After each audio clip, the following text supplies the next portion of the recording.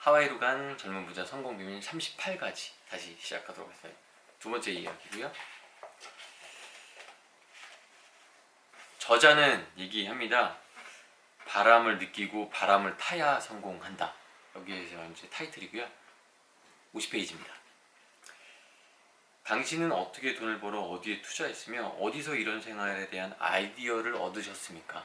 그러니까 한마디로 약간의 시스템적인 부분인 것 같아요.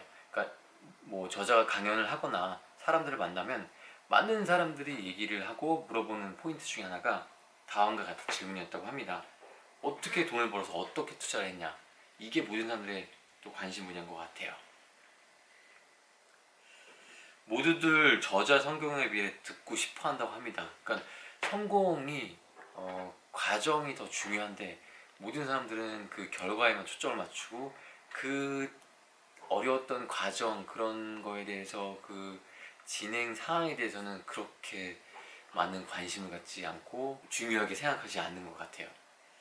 근데 과정이 더 중요하다고 생각을 저는 하는 타입이고요. 그 저자가 이제 사람들이 이렇게 물어보면 이렇게 얘기를 했다고 합니다. 바람을 잘 탄 덕분이죠 라고 얘기를 합니다. 저자는 다시 한번 얘기를 합니다. 바람은 눈으로 볼 수 없고 더욱이 상공에서 부는 바람은 몸으로 느낄 수 없다고 합니다.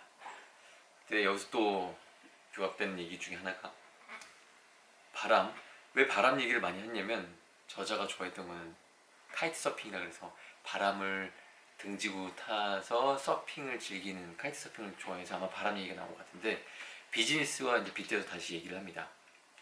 비즈니스도 마찬가지라고 합니다. 저자는 궁극적으로 그 사회에 바람을 잘 잡아내는 것이 사람의 성공 비결이라고 생각을 한다고 얘기를 합니다.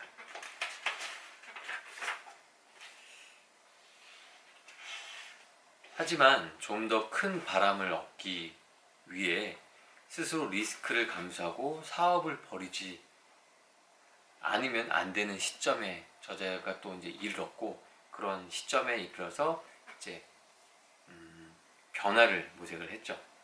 어느 날 저자는 저금해둔 130만 원, 아까 이제 첫 에서 나왔던 저자 소개에서 나왔던 130만 원을 가지고 일본으로 돌아갔다고 합니다. 그 전에 뭐 리조트에서도 일을 하고 해외를 돌아다니면서 뭐 여러 가지 등등등 일을 하면서 뭐 자동차 회사에서 단순하게 부품 공장에서도 일을 하고 여러 일들 전전긍긍하면서 약간의 모았던 돈들을 그리고 이제 저자가 깨달았던 거죠. 그렇게 해서는 이제 화려한 은퇴생활 이런 것보다는 은퇴를 하기에는 준비가 안 됐다고 생각을 한 것 같습니다. 그래서 저자가 이제 해당 금액을 이제 모아둔 돈을 가지고 이제 해외에 이제 마치 방랑자처럼 유랑자처럼 돌아다니는 생활을 정리를 하고 도쿄로 돌아가서 시내에 허름한 원룸 사무실을 얻고 그리고 투자자를 찾아다녔다고 합니다. 어떤 사업이든 상관없이 어떻게든 성공하여 부자가 되겠다는 생각 일념 하나로 진행을 했다고 하고요. 돌아다니면서 비즈니스 기회만을 찾던 저자의 눈에 들어온 것이 고향 마을 근처의 군마현이라는 오타시 일대에 모여 살던 브라질리안 또는 필리핀들이 많았다고 합니다. 그러니까 외국인 뭐 노동자일 수도 있고 외국인들이 이제 일본으로 거주를 옮겨서 생활하는 사람들이 많았다고 하는데 그럴 때 이제 그 당시에 그 사람들이 어떻게 있는지를 보면서 비즈니스 창출할 것을 유심히 지켜봤다고 하고요. 그래서 이제 저자가 바로 찾아낸 게 전화 사업이었습니다. 그래서 이제 간단하게 얘기를 하자면 이제 그 해당 이제 이민자들을 그 당시에는 인터넷도 이제 발달되지 않았기 때문에 인터넷 같은 게 없기에 전화를 통해서 다른 이제 고국에 있는 사람들과 통화를 하는 게 그 사람들의 주목적이었는데 그런 거를 이용할 수 있게끔 이제 그런 싼 전화 카드, 해외용 전화 카드를 이제 그분들한테 팔아서 남들과 틈새 시장을 벌여 매출을 극대화했다고 하는 게 저자의 비즈니스의 기본 원리였습니다. 그런데 중요한 거는 저자가 이제 해당 비즈니스를 폭발적으로 성장시켰음에도 불구하고 저자가 생각했을 땐 작은 바람에 불과했다고 얘기를 합니다. 일본 최고의 매출이라고 하더라도 국제전화 대리점에게 떨어지는 몫은 고작 7%밖에 지나지 않았고, 매월 100만엔, 한 사람이 한 1000만원 정도를 매달 매출을 발생을 하더라도 수중에 남는 돈은 70만엔, 그러니까 따져보면 한 70만원, 100만원이 안 되는 돈을 벌었다고 하니, 그러니까 노력에 비해 그러니까 수입이 너무 작았던 게 이제 저자가 생각했던 작은 바람이라고 느꼈던 것 같아요. 그래서 당시 저자는 새끼 모두 밋밋한 국수로 식사를 해결해야 했고, 바람이 더 불지 않을까, 또 어디에 바람이 불고 있을까, 나는 끊임없이 계속 비즈니스에 대해서 조사를 하고 보다 센 바람을 찾아다녔다고 합니다. 그리고 이제 결국 저자가 이제 찾아낸 게 제트기류처럼 강한 바람이 부는 뉴욕을 찾아냈다고 저자는 얘기를 하네요.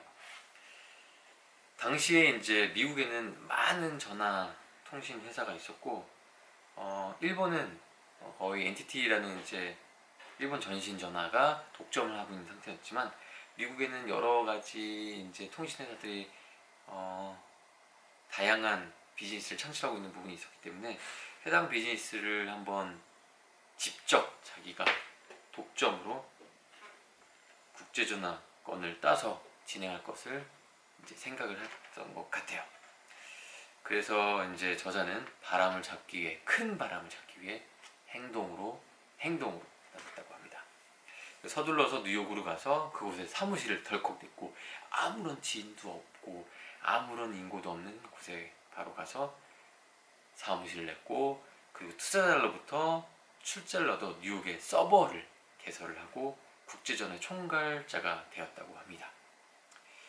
그래서 이제 온몸으로 바람을 느끼고 이제 일본 국내 대리점과 계약함으로써 이용자에서 사용자 입장으로 바뀌었다고 합니다. 이것도 되게 중요한 포인트인 것 같아요. 이용자에서 사용자로 이제 입장이 바뀌었고, 바람을 가득 받은 도시 나를 하늘 높이, 그러니까 저자를 하늘 높이 끌어올려준 덕분에 그곳에서 마음껏 퍼포먼스를 발휘할 수 있었다고 합니다. 부의 방정식을 저자의 삶에서 느껴질 수 있게끔 적용했던 것 같아요.